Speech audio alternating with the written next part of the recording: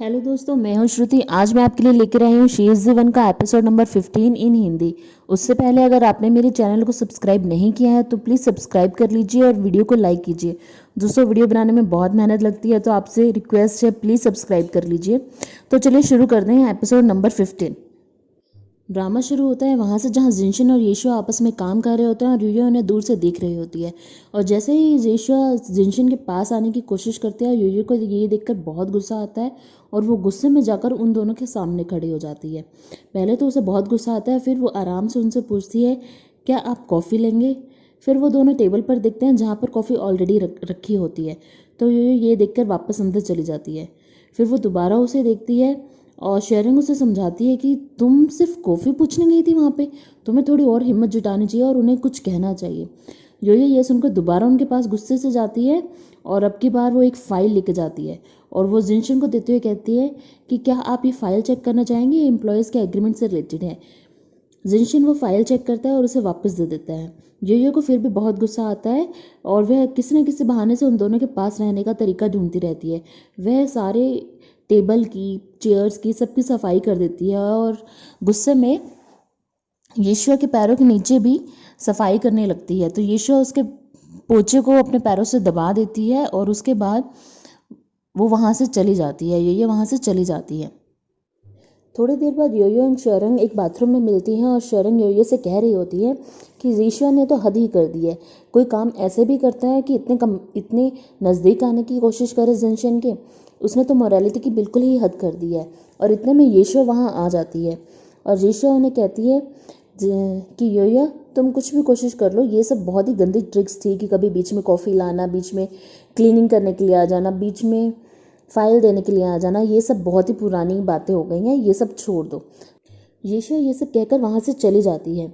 फिर शरण योयो से कहती है कि वो सही कह रही थी, तुम्हारा और यीशुआ का कोई मुकाबला ही नहीं है। तुमने यीशुआ को देखा है, ब्रांडेड लिपस्टिक, डिज़ाइनर कपड़े, डिज़ाइनर बैग, और तुम तो कुछ भी डिज़ाइनर नहीं पहनती हो, बिल्कुल सिंपल रहती हो। तुम्हें थोड़ा सुंदर बनना होगा, अट्रैक्ट करना होगा जिनशन को, तभी तुम उससे कम्पीट कर पाओगी। तुम्हें जाके थोड़ी शॉपिंग करनी चाहिए। योयो इस बारे में थोड़ा सोचती है और फिर वो मन ही मन सोचती है कि मैं भी सब कुछ अफोर्ड कर सकती हूँ। और वो ये सोचकर कुछ शॉपिंग करने के लिए निकल जाती है। पहले वो एक लिपस्टिक की शॉप पर जाती है जो उसे काफ़ी महंगी लगती है। फिर वो एक कपड़ों की शॉप पर जाती है जहाँ पर उसे कपड़े भी बहुत महंगे लगते हैं। फिर वो अपनी हिम्मत जुटा लेती है और फिर वो सारे कपड़े खरीद लेती है जो भी उसे पसंद आते हैं। वो लिपस्टिक भी परचेज़ कर लेती है और रास्ते में उसे जिनशन के लिए भी एक जैकेट पसंद आती है जो वो उसे परचेज़ कर लेती है। ये सब परचेज़ करने के बाद और अपने आप का मेकओवर करने के बाद वो तैयार होकर ऑफिस पहुंचती है और ऑफिस में उसे वहाँ श्योरंग और विंसन मिलते हैं जो उसे देखकर हैरान हो जाते हैं और वो उसे कहते हैं कि आज तो तुम बहुत ही सुंदर लग रही हो, आज तुम बिल्कुल यान सिया लग रही हो, सुपर यान सिया लग रही हो। तो वो उसे कहते हैं कि अरे मुझसे इतनी बात मत करो, मेरी लिपस्टिक फेड हो जाएगी। जैसे ही योयो ऑफिस के अंदर जाकर देखती है तो देखती है कि जिनशन वहाँ नहीं है। विंसन उसे बताता है कि जिनशन और यीशुआ आपस में डिनर करने के लिए गए हैं। वो ये सुनकर उदास हो जाती है और सोफ़ा पर बैठ जाती है। और फिर थोड़ी देर बाद जिनशन भी वहाँ आ जाता है और जिनशन कहते हैं कि तुम यहाँ, ये कहती है तुम तो उसके साथ डिनर करने के लिए गए थे। जिनशन कहते हैं कि मुझे मेरी कोई फ़ाइल रह गई थी इसलिए मैं वापस आ गया, पर तुम आज बहुत सुंदर लग रही हो, तुमने ये सब मेरे लिए किया है। यही कहती है ऐसा कुछ नहीं है। जिनशन कहते हैं कि मुझे अच्छा लगा तुम मेरे लिए तैयार हुई हो, पर तुम्हें मुझ में भी थोड़ा कॉन्फिडेंस रखना चाहिए। यही कहती ठीक है। ये जिनशन को उसकी लाई हुई जैकेट देती है। जिनशन उसे देखकर कहता है कि ये जैकेट तो सुंदर है पर मैं ये ऑफिस में नहीं पहन सकता। ये कहते हैं कि तुम सारा दिन फॉर्मल ड्रेसेस पहनते हो, तुम्हें ये भी ट्राई करना चाहिए। जिनशन कहते हैं अगर मैं ये पहनूंगा तो मेरे सबॉर्डिनेट्स क्या कहेंगे। ये कहते हैं कि तुम्हारी मर्जी। जिनशन और यीशु आपस में एक रेस्टोरेंट में बैठते हैं और डिनर कर रहे होते हैं। यीशु जिनशन से कहते हैं कि मुझे बहुत ही अच्छा लग रहा है कि मैं तुम्हें रोज़ देख सकती हूँ, रोज़ तुमसे मिल सकती हूँ, चाहे इस प्रोजेक्ट के बहाने ही सही। वो जिनशन से कहते हैं कि क्या हम अपनी पर्सनल लाइफ और बिजनेस लाइफ को एक ही नहीं कर सकते। जिनशन इस बात का कोई जवाब नहीं देता है और इतनी ही देर में यीशु के पास मिस्टर वेन का फ़ोन आने लगता है। यीशु जिनशन से कहती है कि आज मैं तुम्हें सच्चाई बताती हूँ, ये जो मुझे फ़ोन आ रहा है ये फ़ोन मुझे वेन लेंगिया से आ रहा है, तुम्हारे भाई की तरफ से। वो चाहता है कि मैं इस प्रोजेक्ट के सारे राज तुम्हें बता दूं और इस प्रोजेक्ट की फाइनल फाइल तुम्हें दे दूं और तुम्हारे वहाँ से डाटा डिलीट कर दूं ताकि कल तुम्हारे पास प्रोजेक्ट पेश करने के लिए कुछ भी ना हो और वेन लेंगे इस प्रोजेक्ट को जीत जाए। जिनशन इस बात को सुनकर हैरान होता है और वह ये सोचता है कि इन सब प्रोजेक्ट के पीछे मेरा ही भाई था और वो मुझे धोखा देना चाह रहा है। यीशुआ कह रहे हैं कि मैंने काफ़ी सालों पहले तुम्हें इसलिए छोड़ा था कि तुम्हारे दादाजी ने कहा था कि मैं तुम्हारे लायक नहीं हूँ। मैं अब्रॉड में भी जाकर सिर्फ यही सोचती रहती थी कि मैं कैसे अच्छे मार्क्स लाऊं और तुम्हारे लायक बन जाऊं। आज मैं तुम्हारे लायक हूं तो तुम्हारे दिल में ये है कि क्या तुम योयो को नहीं छोड़ सकते। जिनशन कहता है कि नहीं, मैं सब कुछ छोड़ सकता हूँ पर योयो को नहीं छोड़ सकता। तो वो यह कहकर टेबल से चला जाता है। विन लेंगे का फ़ोन यीशुआ के पास दोबारा आता है। यीशुआ अब की बार फ़ोन का आंसर देती है। विन लेंगे कह रहे कि मैं तुम्हें इतनी देर से कॉल कर रहा था, तुमने मेरा फ़ोन नहीं उठाया। यीशुआ कह रहे थे कि मैं कुछ कर रही थी, मैं बस तुम्हें फ़ाइल भेजने ही वाली थी। इतनी देर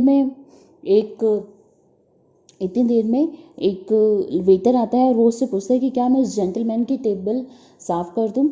यीशुआ उसे कहती है कि तुम जाओ यहाँ से।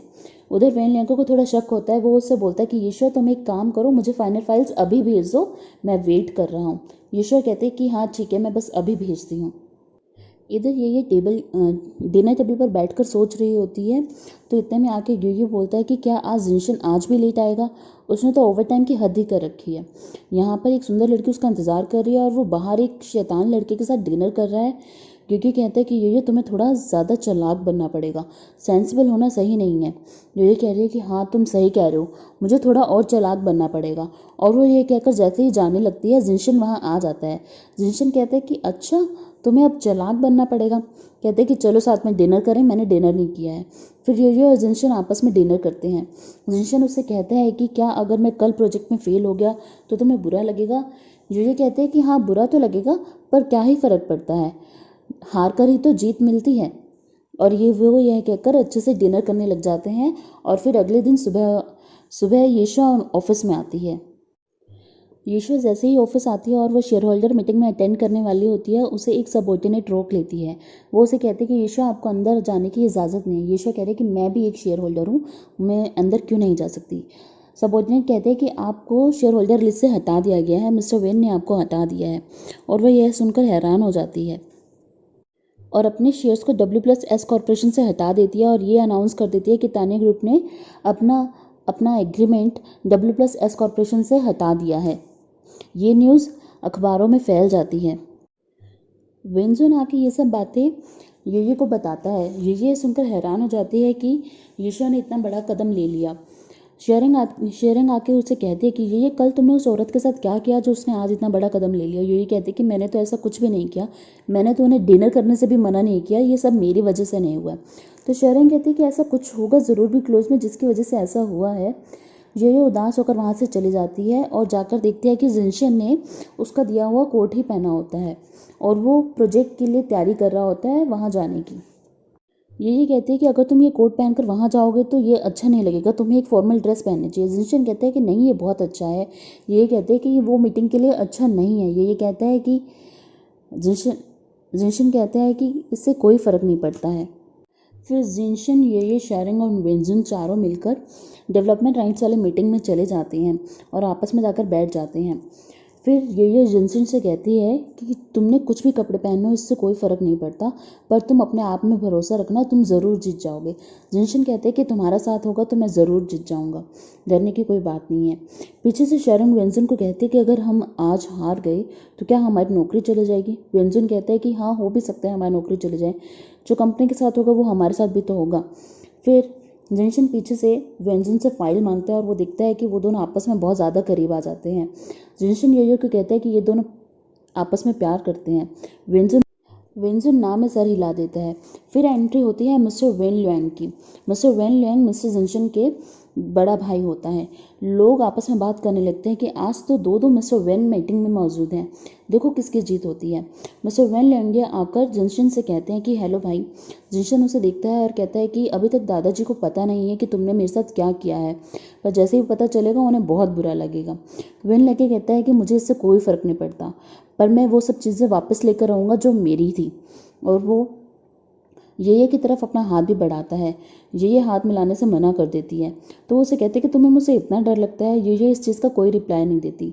जिनशन भी उसको इग्नोर करता है। वेन लिन्ये उसे कहता है कि भाई आज देखते हैं कि कौन जीतता है और कौन ये डेवलपमेंट राइट्स लेकर जाता है। अभी तक विनर का पता नहीं चला है। चलो देखते हैं इस मीटिंग में क्या होता है।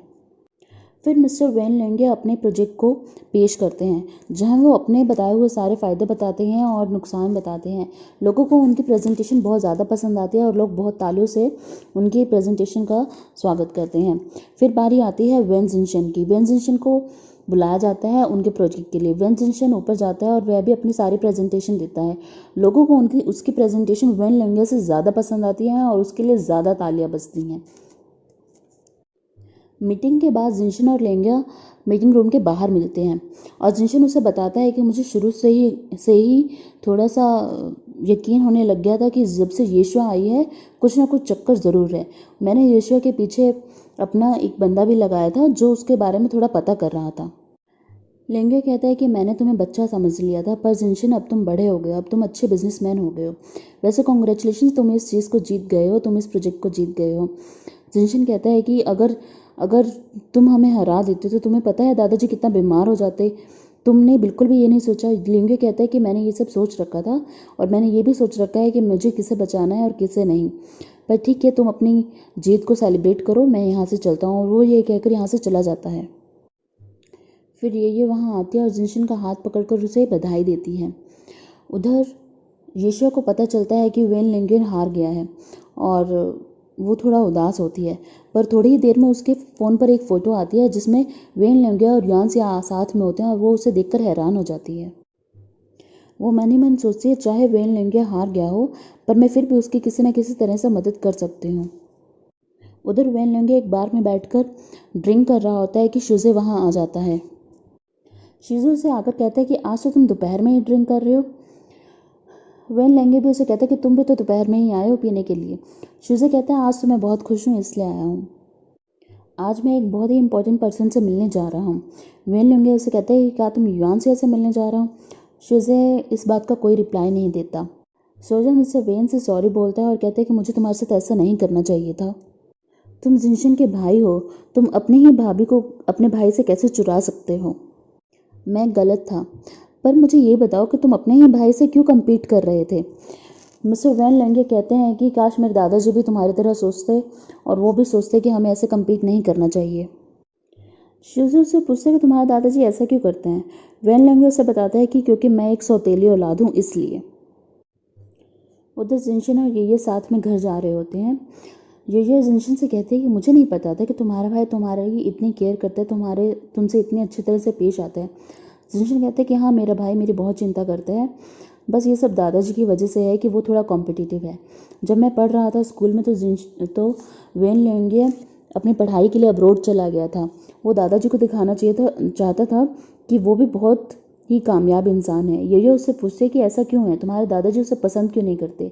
जिनशन उसे बताता है क्योंकि वेन लेंगे उसके पापा की लव चाइल्ड है। लव चाइल्ड मतलब कि वह किसी और पत्नी से उन्हें हुआ था, पर वो पहले शर्म के मारे उसे नहीं लेकर आए थे घर, पर बाद में वो उसे घर ले आए थे। दादाजी ने उसे कभी भी एक्सेप्ट नहीं किया था। जिनशन फिर यूरी से कहता है कि तुम मुझे शायद कुछ बताने वाली थी, बताओ मुझे। यूरी कहते हैं कि अभी थोड़ा रुको, अभी थोड़ा सरप्राइज़ है, मैं इवनिंग में बताती हूँ। इधर वैन लेंगे उदास होकर घर आता है और यान से उसे घर पर ही मिलती है। वो उसे देखती है कि वो बहुत उदास है। वेन लेंगे टेबल पर बैठकर याद करता है कि उसकी लास्ट टाइम उसके दादाजी से क्या बात हुई थी। उसने अपने दादाजी को बताया था कि वो युआनसिया से प्यार करता है, पर उसके दादाजी चाहते थे कि युआनसिया से शादी जिनशन की हो। वो दादाजी से बोलता है कि मैंने बचपन से जिनशन को वो सब दिया जो भी आपने चाहा, पर आप ये क्यों चाहते कि मैं अपना प्यार भी अब जिनशन को दे दूँ। जिनशन तो युआनसिया से प्यार भी नहीं करता और मैं उसे प्यार करता हूँ और आप मुझसे उससे अलग करना चाहते हैं। उसके दादाजी कहते कि मैंने जो डिसाइड कर लिया बस वही होगा, तुम्हारी बात नहीं मानी जाएगी। वेन लेंगे कहते कि मैं इस बात को नहीं मानता। उसके दादाजी कहते कि हिम्मत है तो तुम युआनसिया से शादी करके दिखाओ, मेरी इजाज़त के बिना तो युआन भी अपने बेटे को तुम्हारे हाथ में नहीं देंगे। फिर वेन लेंगे युआनसिया से सॉरी बोलता है और कहते कि मैं तुम्हें वो सब नहीं दे सकता जिसके तुम हकदार हो। युआनसिया ये सब बातें सुनकर उसे अपने गले से लगा लेती है और कहती है कि कोई बात नहीं, तुमने अपनी पूरी कोशिश की थी, इधर ये घर पर यानसिया के फ़ोन का इंतज़ार कर रही होती है और यानसिया का फ़ोन आता है। ये यानसिया से कहती है कि तुमने कहा था कि तुम 20 तारीख को सब कुछ क्लियर कर दोगी। यानसिया कहती है कि ठीक है, मैं इस बात से एग्री करती हूँ।